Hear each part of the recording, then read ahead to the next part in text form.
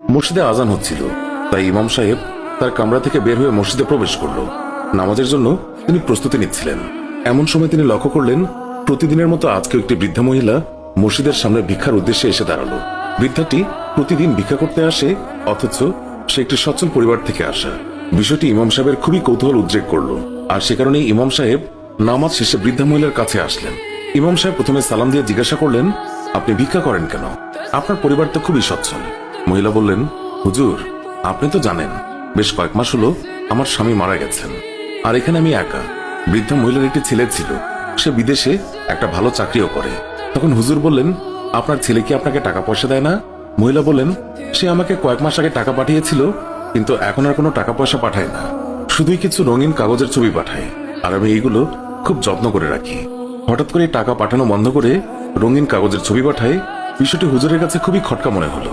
তাই তিনি বৃদ্ধাকে বললেন, আপনি যদি কিছু না মনে করেন, তাহলে আমি আপনার সাথে আপনার বাসায় যে রঙিন কাগজের ছবিগুলো দেখতে চাই, আর বুঝতে চাই কেন আপনার ছেলে টাকা পাঠানো বন্ধ করে এইসব পাঠাচ্ছে। বৃদ্ধা মহিলা তখন হুজুরকে বাসায় নিয়ে গেলেন আর রঙিন কাগজের ছবিগুলো দেখালেন। হুজুর এগুলো দেখে তো অবাক, কারণ এগুলো হলো ডলার। প্রত্যেকটা নোটই হলো $1 একটি নোট। এরকম অসংখ্য নোট মহিলার ঘরে সাজানো ছিল। কিন্তু আশ্চর্যের বিষয় হলো, মহিলাটি অশিক্ষিত হওয়াতে সে এই কাগজের বিষয়ে কিছুই বোঝেননি, আর কাউকে দেখানোর প্রয়োজনও মনে করেননি।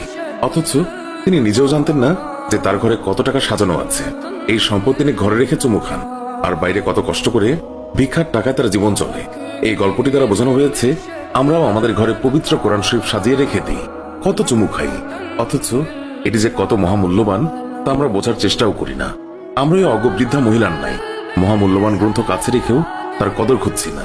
আমরা যা চাই, সুখ শান্তি, আরাম আয়েশ, বিলাসিতা, সবকিছুই তো এই কোরআনের অন্তর্ভুক্ত। যেখানে খোঁজার সেখানে না খুঁজে অন্যত্রে খুঁজে লাভ আছে? পবিত্র কোরআনের হক হচ্ছে এটা পড়া, এটার অর্থ বোঝা এবং মানে খোঁজা। এটাকে ঘরের শেলফে সাজিয়ে না রেখে এটাকে পড়া। এটা আল্লাহ তাআলার বিধান, পবিত্র গ্রন্থ, সমগ্র মানব জাতির জন্য হেদায়েত স্বরূপ। আমরা যেন ওই বৃদ্ধা মহিলার মতো না হই। সে তো নির্বোধের মতো ঘরে ডলার রেখে বাইরে ভিক্ষা করে। সে কি জানতো এটা কত মূল্যবান অর্থ? আমরা তো ওনার থেকেও শিক্ষা নিতে পারি। কেন আমরা পবিত্র কোরআন ঘরে সাজিয়ে রাখবো? এটার কি কোনো হক নেই? আছে, যা আমাদের বোঝা উচিত। আশা করি আল্লাহ তাআলা যেন আমাদেরকে এইসব বোঝার তৌফিক দেন।